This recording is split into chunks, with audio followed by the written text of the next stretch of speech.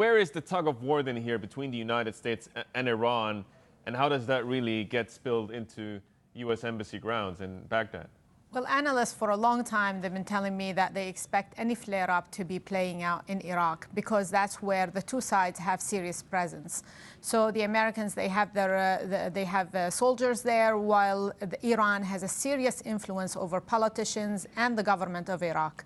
And with this latest escalation, all playing out in the backdrop, because of the economic sanctions that's crippling the economy of Iran and making a lot of these tensions a lot more serious and dangerous.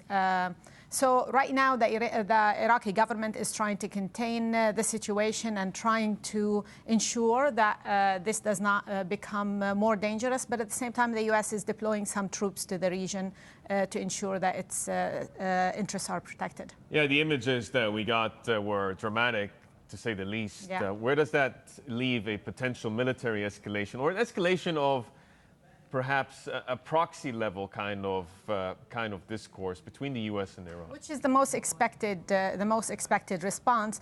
Khamenei said that Iran would definitely strike without hesitations. At the same time, we saw some tweets from Trump holding Iran responsible and saying that there will be a big response for what happened.